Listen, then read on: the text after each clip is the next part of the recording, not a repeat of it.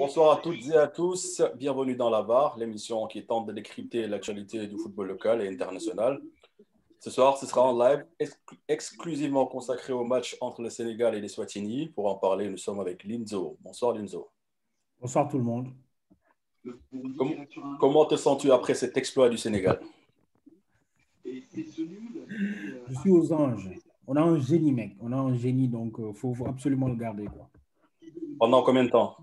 Je ne sais pas. Le temps il faudra. Le monde entier nous l'envie. L'Afrique nous l'envie. Et Elzo, l'homme avec un franc-parler. Bonsoir Elzo.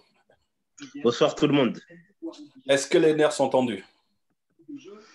Non, les nerfs, ils ne sont pas tendus parce que, bon, on a parlé d'Aliou Cissé combien de fois ici. Donc, c'est juste une continuité de ce qu'on pense, hein, mais ce n'est pas tendu. D'accord. Sans plus tarder, nous allons entrer dans le vif du sujet. Le Sénégal a réussi à arracher le nul. Je me demande même si on a pris conscience de la violence des mots. Contre les Swatini, Cheikhou Kouyaté a permis aux Lions de la Teranga de ne pas perdre la face au 153e mondial du classement FIFA en égalisant dans le temps additionnel. Est-ce que, monsieur, vous êtes inquiet à la suite du match, après ce match? Alors, non, mais moi, je ne suis pas inquiet. En fait, inquiet, pas le bon mot. Vous allez comprendre, je vais en venir. En fait, il y a la semaine dernière, il y a quelques jours, j'étais dans un bon mood. Je me disais, non, il ne faut pas le critiquer. Il a mis en place un système nouveau, etc. Tu vois. Mais aujourd'hui, en fait, je me suis rappelé les vieux démons. En fait, dans ce match-là, j'ai revu tout ce qu'en fait, je reprochais à Aliou Cissé depuis comment dire, depuis des années, en fait. Tu vois. Donc, malgré le nouveau système, moi, j'ai senti en fait que le problème n'est pas que le système. Le système est nouveau peut-être. Il y a des nouveaux joueurs, etc. Mais il y a des choses qui ne changent pas. Aliou Cissé n'est pas capable d'impulser quelque chose à cette une directive, je ne sais pas. Moi, quand je regarde le Sénégal, franchement, je ne sais pas forcément ce qu'ils veulent faire. Quand je regarde l'Atlético Madrid, j'aime pas, hein, mais je sais ce qu'ils veulent faire. Tu vois? Quand je regarde City de Guardiola, je sais ce qu'ils veulent faire. Je sais comment ils veulent circuler le ballon, comment ils vont procéder pour déstabiliser l'attaque, comment ils vont faire pour créer le surnom, etc. Moi, je ne ressens pas ça quand je vois le Sénégal. Et c'est ça mon problème, en fait. Mon problème est que quels que soient les joueurs, dès qu'on doit faire le jeu, on est en difficulté. Ça, c'est un problème récurrent qu'on a depuis des années. Tu vois, je vais te dire un truc. Si le Sénégal partait en Coupe d'Afrique contre des équipes, je ne sais pas moi, contre des équipes où on est sûr qu'on n'aura pas le ballon, tu vois, où on va jouer en contre-attaque, par exemple, je suis hyper confiant. Mais là, on est censé être un géant d'Afrique. Dans 95% des équipes qu'on va rencontrer, on sera favori, on aura le ballon. Cette configuration-là ne nous arrange pas, en fait. Je vais remonter plus... je vais juste faire un rappel. Hein. Aliou Cissé a fait finale de Coupe d'Afrique. Mais je vais le répéter encore une fois, mais regardez son parcours, regardez les équipes qu'on a battues, les gars. Le parcours du Sénégal n'était pas difficile. Hein. En fait, soyons honnêtes 2 secondes, qu'on le dise. Le parcours de l'équipe nationale du Sénégal était simple, entre guillemets. Par contre, je n'enlève pas à Aliou Cissé le mérite d'aller en finale. Parce que même quand le chemin est balisé, il faut y aller. En Afrique, on voit des fois un Bénin qui élimine le Maroc, etc. Ce genre de choses, ça arrive. Donc, même quand tu as un parcours pas difficile, il faut que tu y ailles. En Coupe d'Afrique, on a joué 6 matchs, je pense, 6 ou 7. On a rencontré 2 fois l'Algérie, c'est nos 2 seules défaites. Qu'on se pose des bonnes questions, les gars. On a battu tout le monde, 2 fois l'Algérie, bim, 2 fois on perd. Mais qu'on se pose les bonnes questions. Là, dans quelques mois, on va aller en Coupe d'Afrique. Mais j'espère me tromper. Hein. Non, mais franchement, j'espère me tromper. Mais moi, je ne suis même pas... Je ne suis pas déçu. Je Je suis résigné, en fait. Moi, je suis résigné. C'est le sentiment. En fait, moi, je me dis, Aliou Cissé, non, mais allons-y. Laissons-le. Qu'il continue ce qu'il fait jusque-là. On ira à la CAN. Je ne sais pas qu'est-ce qu'on va faire, voilà, mais j'y crois pas. Moi, je ne crois pas à une victoire finale, même si je le souhaite ardemment. Je n'y crois pas. Je suis résigné. Je ne sais pas quoi vous dire, les gars. On est nuls, on est nuls. Elzo, j'espère que tu n'es pas résigné comme Linzo. Dans ce match, pour toi, qu'est-ce qui n'a pas réellement marché, en fait? Pourquoi on galère face au bloc bas? Bah, en fait, Moussa, il n'y a rien qui a fonctionné, en fait, parce qu'il a joué, il a reconduit son système, le 3-5-2, en changeant les joueurs. Mais il a mis un joueur à droite, Sima, c'est pas son poste. Ça s'est vu parce que sur le but qu'on prend, il ne sait même pas où se placer. Il court, il regarde, il ne sait même pas où il est sur le terrain. La balle, elle passe devant lui et la balle, elle rentre. Donc déjà, moi, je pense que il y a un problème de placement des joueurs. Aliou Cissé, quand il fait une équipe, il doit savoir quel joueur mettre à la bonne place. Ça, il ne le fait pas tout le temps. Ça. Des fois, il change de joueur.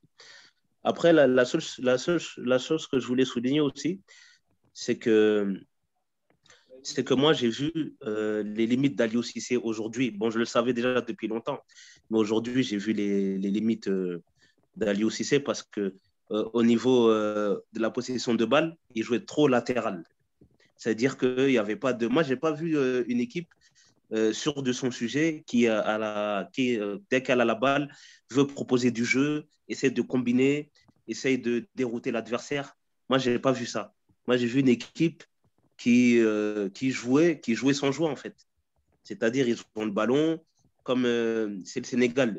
Ils vont avoir le ballon parce que la configuration du match faisait qu'ils devaient avoir le ballon, mais c'était trop brouillon.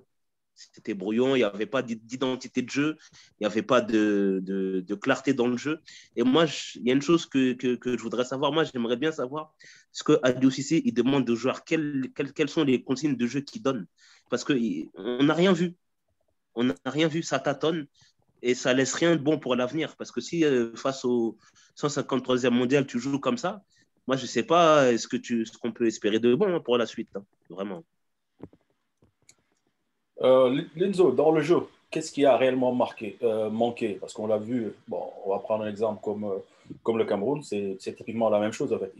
Les Swatini est venu avec un bloc bas, ils ont laissé le jeu au Sénégal. On a vu qu'il y avait, comme Elzo l'a signé, il y avait beaucoup de passes latérales, mais il n'y avait pas de verticalité, il n'y avait pas de jeu de transition rapide, il n'y avait pas de joueurs disponibles entre les lignes. Tu ne voyais pas les attaquants, comment ça s'appelle, décrocher ou les milieux défensifs décrocher pour essayer simplement d'étirer le bloc ou de l'aspirer. Est-ce que même dans le choix des hommes, est-ce que l'UCC ne s'est pas trompé dans son 11? Alors, avant de développer sur le jeu en lui-même, je parle d'abord du choix des hommes. Sur le choix des hommes, moi, je pense que si c'est a fait une erreur, je pense qu'en fait, que vu que c'est un nouveau système, il devait miser sur la continuité, en fait. Moi, je n'ai pas aimé le fait qu'il chamboule l'équipe, en fait. Tu vois, euh, j'essaie d'être logique. Hein. Moi, je n'ai pas l'impression que si c'est cohérent, en fait. Moi, si je mets en place un nouveau système, on est à quelques mois de la CAN. On n'a pas beaucoup de matchs pour essayer ce système, le faire perdurer. Tu as joué avec ce système-là contre le Congo. On a bien vu qu'à un moment, il nous fallait un fixateur devant, un attaquant différent du profil de Sadio Mané.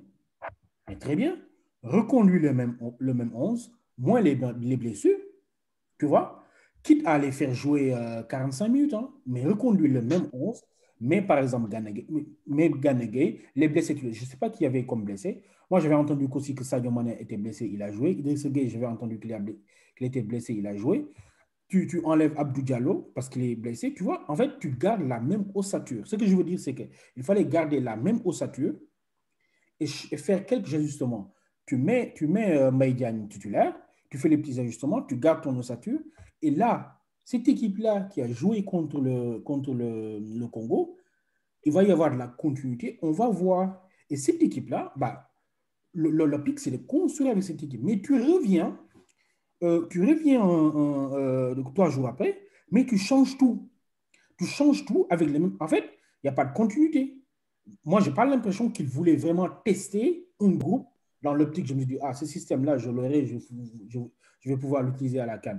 Donc, ça, il n'y a pas de continuité. Ça, c'est de sa faute. Moi, c'est une faute du coach. Hein. Ça c'est vraiment une faute selon moi. Première chose.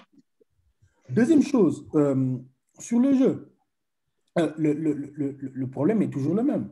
Moi, j'ai besoin, je ne sais pas comment le dire en fait. Moi, c'est toujours le milieu de terrain parce que c'est le milieu de terrain qui fait jouer.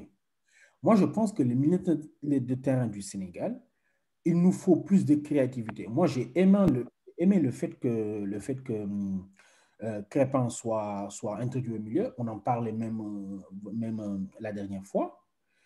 Mais à un moment, en fait, on ne va pas assez devant. Et je vais oser faire la comparaison, hein, mais vous imaginez bien que comparaison n'est pas raison. Tu vois le Barça. Quand le Barça ronronne, quand le Barça a le ballon et se fait 1000 passes latérales sans avancer d'un millimètre, tu vois, toute proportion gardée, hein, à un moment, c'est ça en fait. On fait des passes latérales. Le Barça n'a pas Iniesta. Iniesta, à un moment, on faisait les passes tac-tac combinaison. À un moment, c'est lui qui accélère, bim, qui élimine et qui fait la dernière passe.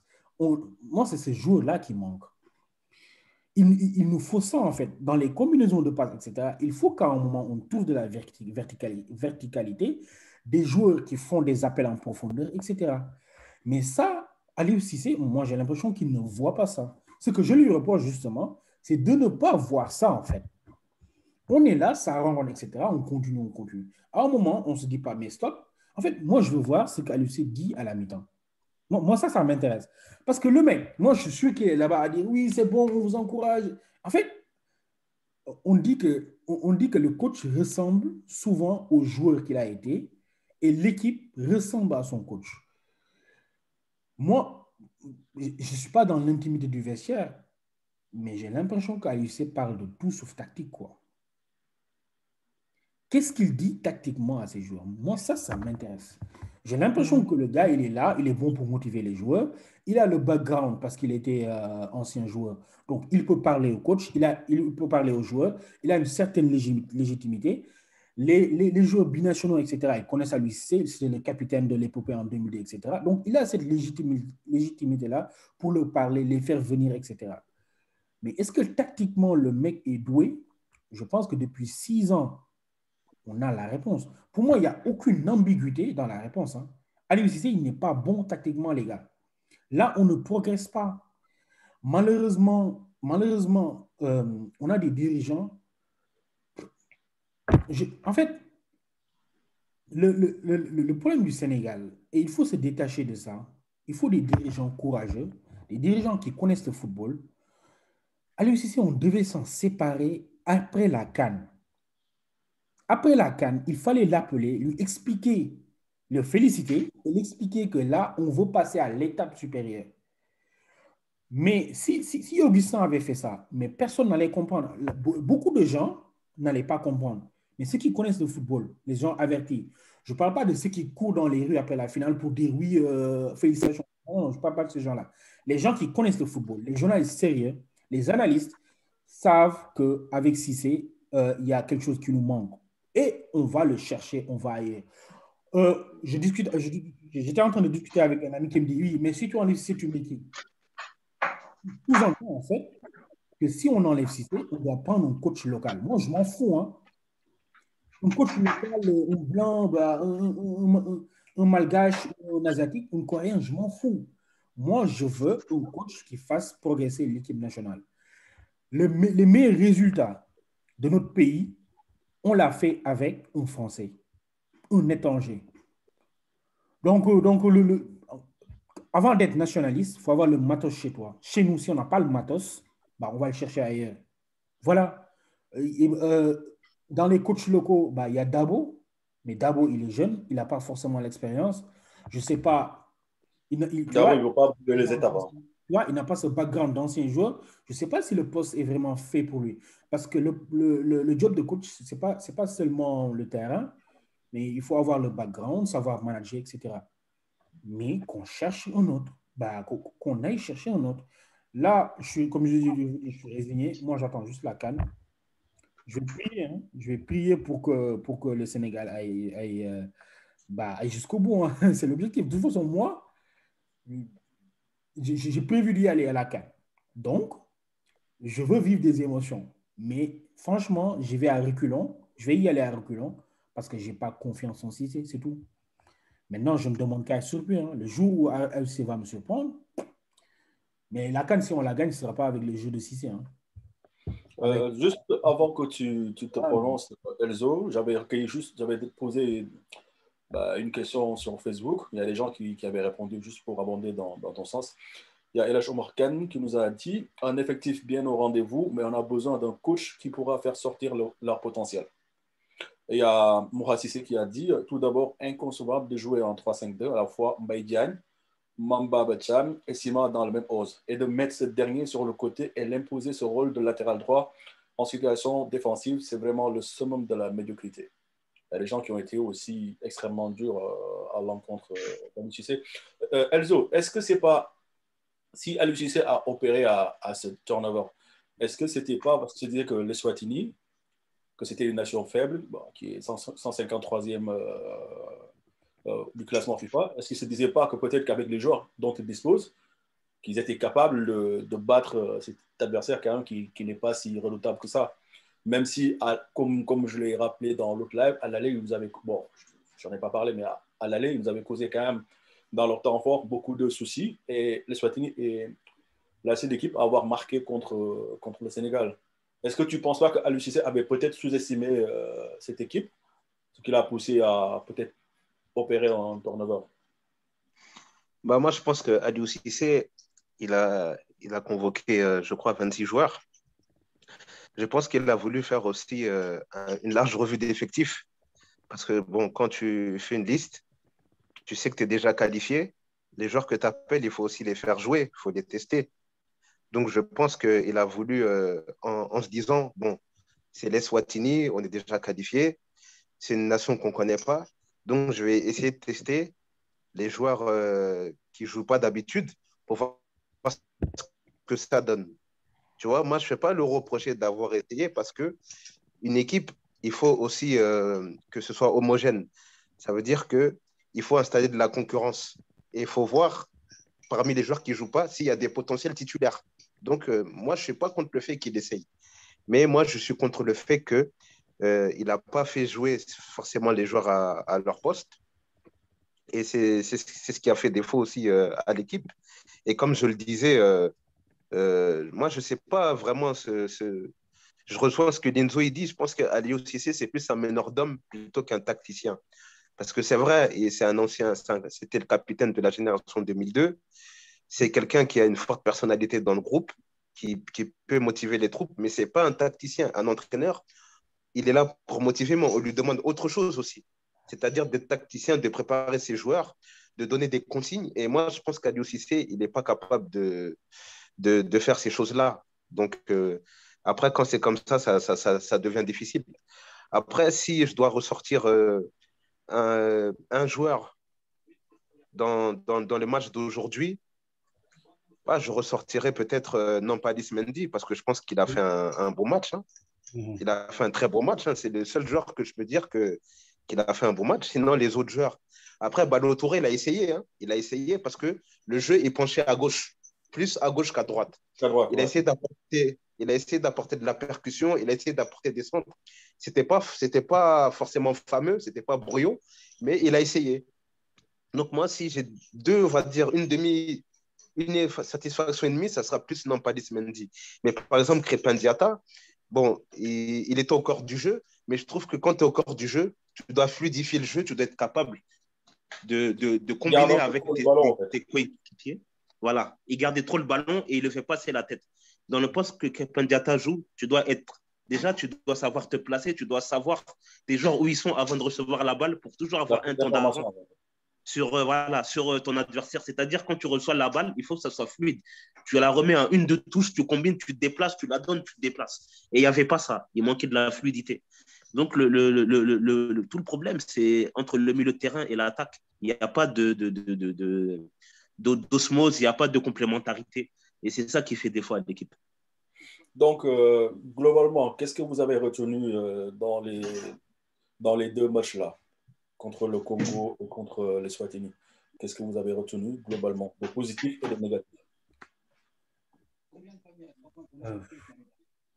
Est-ce qu'il y a des... Bon, alors, je vais plutôt partir sur le côté individuellement, je vais dire. Individuellement, moi, je pense toujours que avoir un Diallo en défense, c'est très bien. Voilà, vraiment, la chose positive, c'est qu'on a un joueur comme Diallo, quoi. Diallo, c'est un vrai atout pour la sélection, que ce soit maintenant, plus tard dans les années à venir. Oui, Diallo, c'est un très bon atout. Avoir Nampalis aussi, oui, Nampalis, c'est un bon joueur. Hein. Moi, je me suis un peu moqué de lui en disant que c'est un Idrissa Gueye bis. Mais Idrissa Gueye, c'est pas non plus un kidam, hein, c'est un bon joueur. Donc, avoir un autre joueur du calibre de Cissé ou du même type que Cissé, qu'est-ce que j'ai dit?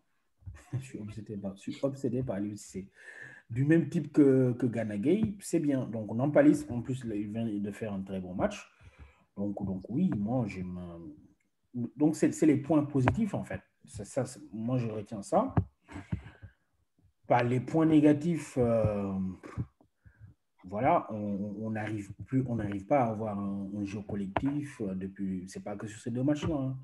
Le métier de sélectionneur, c'est pas simple. Moi, je peux comprendre que voilà, tu vois tes joueurs et quelques jours, quelques semaines dans l'année, c'est pas toujours simple. Mais ça fait 6 ans que ça dure, quoi. Ça fait 6 ans qu'on ne voit pas grand-chose. Donc, je sais même, je suis désabusé, en fait. En fait, à chaque fois, j'ai de l'espoir, mais à chaque fois, je suis déçu. Mais peut-être qu'à un moment aussi, il faut qu'on comprenne, nous, Sénégalais, en fait, qu'Aliou Cissé, il s'en fout un peu du jeu, etc. Ce qui l'intéresse, c'est d'avoir une équipe solide, une bonne défense, voilà. Et comme il a du talent devant, il a un bon effectif.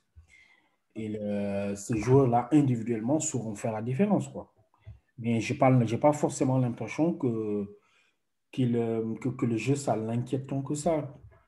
Peut-être qu'il pense qu'il peut gagner la CAN sans forcément avoir un jeu flamboyant, un jeu de maîtrise, de passe, etc., un jeu cohérent. On verra. Peut-être que l'avenir lui donnera raison, hein, mais moi, j'y crois pas une seconde. Voilà. Moi, ce que je vais ressortir, je vais aller dans les satisfactions directement. Abdou Diallo, vraiment, je pense qu'on tient une pépite. Hein. On tient une pépite pour de nombreuses années encore dans la sélection. Après, j'ai beaucoup aimé la première mi-temps des Pape Matar Sarr contre le Congo. Je pense que c'est un joueur qu'on doit suivre et qui doit être appelé régulièrement. Après, j'opterais pour que Nampalis Mendy joue, mais sans Idrissa Gueye, parce que les deux sont complémentaires et je pense que Nampalis Mendy, il sera plus utile sur certaines phases de jeu que Idrissa Gueye. Après, je vais aller du côté sombre. Le côté sombre, c'est qu'il y a toujours pas de jeu. Hein. Il n'y a toujours pas de jeu, ça fait X temps.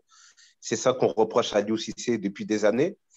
Et vu comment il joue, vu la configuration qu'il met en place, c'est pas prêt de s'améliorer. Il y a toujours, en fait, il manque, comme il a dit Linzo, il manque des joueurs créatifs au milieu de terrain parce que Aliou Cissé, il va jouer que contre des équipes regroupées la plupart du temps. Donc, quand tu joues contre des équipes regroupées, il faut que tes milieux de terrain ils soient créatifs. Il faut des joueurs capables d'éliminer sur une action, capables de combiner sur des petits espaces, capables de trouver de la profondeur et des ouvertures. Tant qu'on n'aura pas ce type de joueur-là au milieu de terrain, ça va toujours ronronner. On va faire tourner la balle, ça va être du jeu latéral, ça va être la passe à 10. Et on est trop prévisible. Donc, le bilan, il est pas fameux du tout, hein, d'Aliou Cissé. Il n'est pas fameux du tout. D'accord. Et selon vous, quels sont les joueurs qui sont passés à côté de la plaque durant ces deux rendez-vous-là? Pour moi, Fodé Ballo-Touré n'a pas marqué des points. Passer à côté, c'est un gros mot, c'est un grand mot, hein. Pour moi, ouais, mais bon, c'est un nouveau. Donc, nouveau système aussi. Il découvre de nouveaux coéquipiers. Donc, moi, je ne serais pas sévère avec lui. Voilà. Un autre joueur qui est passé à côté. Ouais, ouais, moi, je n'ai pas envie de taper sur les joueurs individuellement, en fait. Voilà. Mbaye Diagne, moi, en tant que fixateur, rémiseur, moi, je l'ai trouvé assez intéressant. Pour moi, Mbaye Diagne, il a le profil qu'on n'a pas forcément en équipe nationale. Donc, moi, Mbaye Diagne, je ne pense pas que ça doit être un titulaire, mais je pense que dans les 23, dans l'équipe nationale du Sénégal, il doit avoir une place de voilà. D'autres joueurs, ouais. Keita Baldé, ouais, j'attends toujours qu'il soit plus tranchant en équipe nationale. Je sais pas. Je veux qu'il passe un cap. En équipe nationale, je le trouve. Je trouve pas qu'il fait assez souvent de bons matchs, en fait. Et pourtant, moi, je pense qu'il a le talent. Je pense qu'avec son jeu, qu'avec son style de jeu, dribbleur, accélérateur, tu vois, il peut faire des différences. Keita Baldé doit plus faire des différences. Mais ouais, il n'y a pas grand-chose à retenir sur ce des matchs. Bah, Moussa, ta question, elle est très difficile parce que il n'a pas reconduit le même 11. Donc, si on se base, par exemple, sur le premier match contre le Congo, pour moi j'ai été déçu, comme il dit Linz aussi, par Keita Baldé, parce que je pense que c'est un joueur qui a un potentiel intéressant et qui est capable de beaucoup de choses sur le terrain, parce qu'il est bon. Mais je pense que lui, son cas en sélection nationale, ça dépasse le cadre du football. Je pense qu'il a un malaise dans l'équipe nationale, tu vois, qui fait que ses performances, ils n'arrivent pas à rejaillir. Moi, quand je le vois jouer, je vois quand je le vois, il n'est pas à l'aise. Il y a quelque chose qui ne va pas, tu vois. Donc, c'est ça qui le met en difficulté.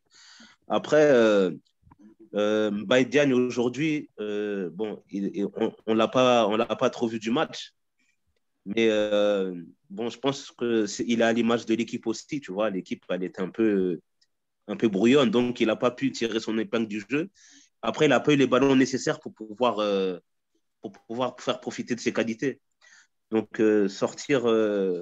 moi, je ferais plus un constat collectif que de taper individuellement sur les joueurs. Parce que c'est tout le collectif dans ces deux matchs qui en ont pris un coup. Après, oui, il a essayé un nouveau système. Il a essayé le 3-5-2. Mais je pense que son système, il aurait pu mieux l'animer en mettant les joueurs qu'il fallait au bon moment. Donc, moi, je pars plus sur les satisfactions, c'est-à-dire Abdou Diallo, Pape Matar Sarr, Nampalys Mendy aujourd'hui. Et c'est tout. Hein. Après, Fodé Ballo-Touré, il n'était pas mauvais, mais il n'était pas aussi tranchant que je le voulais. Après, c'est un nouveau, il vient d'arriver, il faut peut-être lui laisser le temps. Voilà. Et sinon, si on se projette, quel joueur pourrait éventuellement renforcer l'équipe? Tout à l'heure, on évoquait ce problème d'animation offensive. Quel joueur pourrait renforcer cette équipe pour fluidifier au fait, le jeu? Est-ce que, par exemple, aujourd'hui, vu qu'on a, même si ce n'est pas un problème, un profil offensif, est-ce qu'aujourd'hui, vu qu'on a, comment ça s'appelle, Abdou Diallo, est-ce qu'il ne pourrait pas convaincre son frère de rejoindre la sélection? Parce que lui, c'est un vrai milieu de terrain et c'est un box-to-box et qui ne refuse pas de faire le jeu. Il y a aussi Sofiane Diop et, comme tu le soulignais, Pape Gueye. Est-ce que ce n'est pas des profils qui pourraient voilà, nous être utiles quoi, dans les prochaines séances, lors des prochaines séances? Alors, Moussa, désolé, hein, là, en fait, tu déplaces le problème. Franchement, tu déplaces le problème. Parce que moi, on ne me fera pas croire que c'est un problème de joueur, en fait. Non, ce n'est pas du tout un problème de joueurs.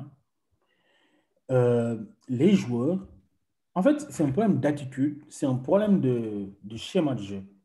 Voilà. Au milieu de terrain, moi, si on fait un milieu de terrain avec Nampalis, Idrissa Gueye, ces profils-là, oui, je me dis qu'il y a un problème.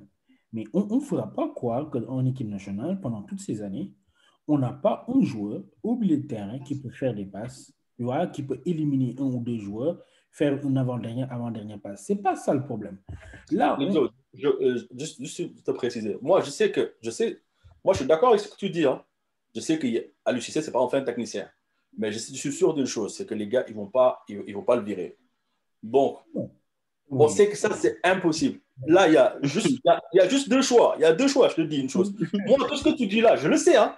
Je sais qu'il y a un vrai problème au niveau tactique. Et ça ne date pas d'aujourd'hui.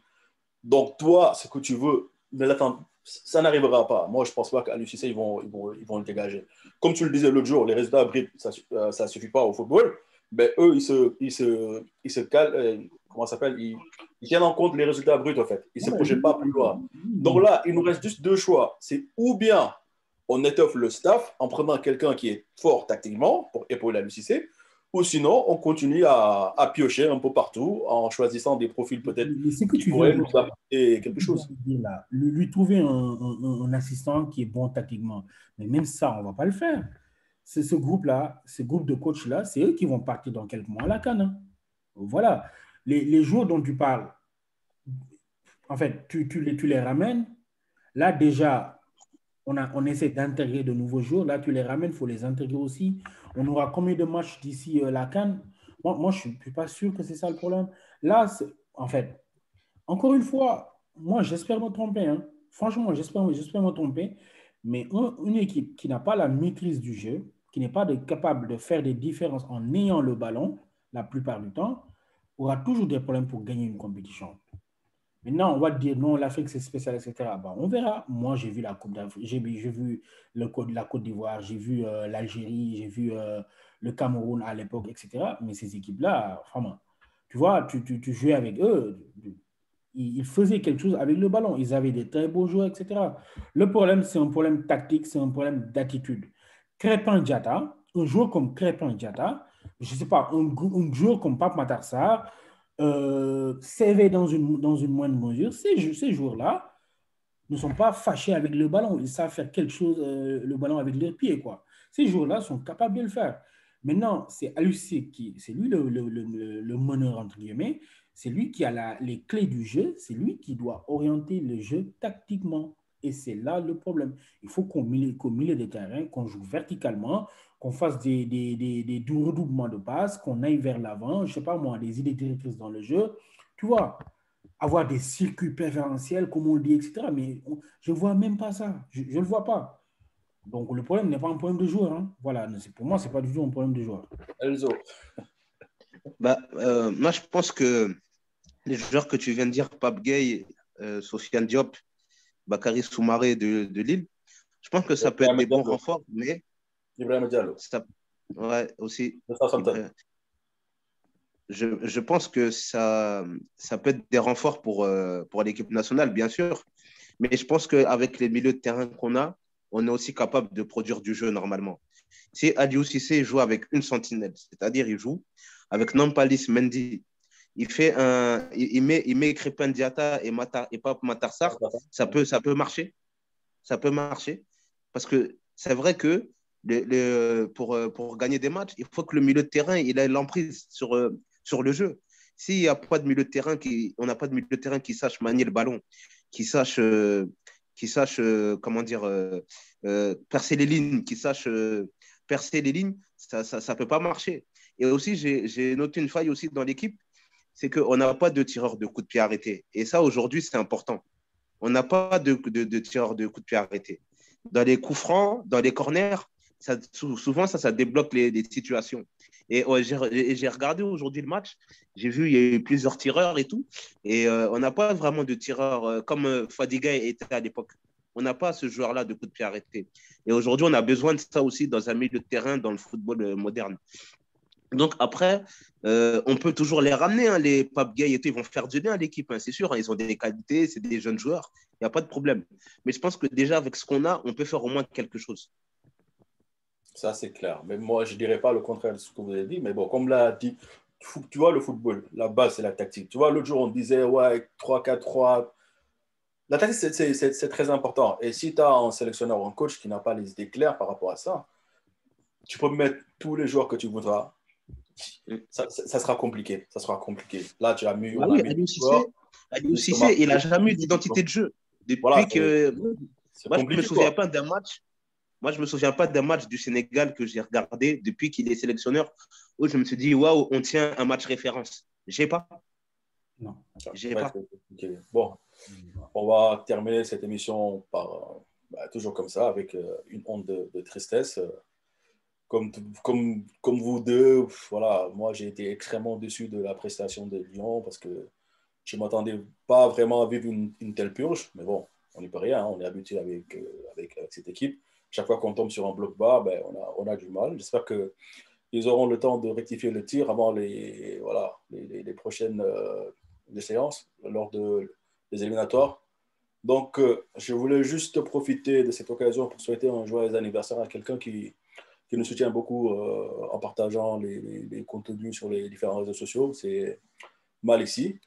Et il y a aussi un autre pote, Mohamed Okan aussi, qui nous aide vraiment pour la promotion de la chaîne YouTube. Donc, je voulais juste leur souhaiter un joyeux anniversaire. Et à vous deux, je vous souhaite une excellente soirée. Et merci d'être toujours disponible quand il s'agit de parler de foot. Bon, j'espère que vous allez trouver je sais pas, le réconfort pour pouvoir dormir tranquillement, parce que ce qu'on a vécu cet après-midi, c'était vraiment triste, quoi. Donc, je vous souhaite une bonne soirée à tous les deux et à vendredi, Inch'Allah. Ok, à vendredi, à tout le monde. Allez, ciao.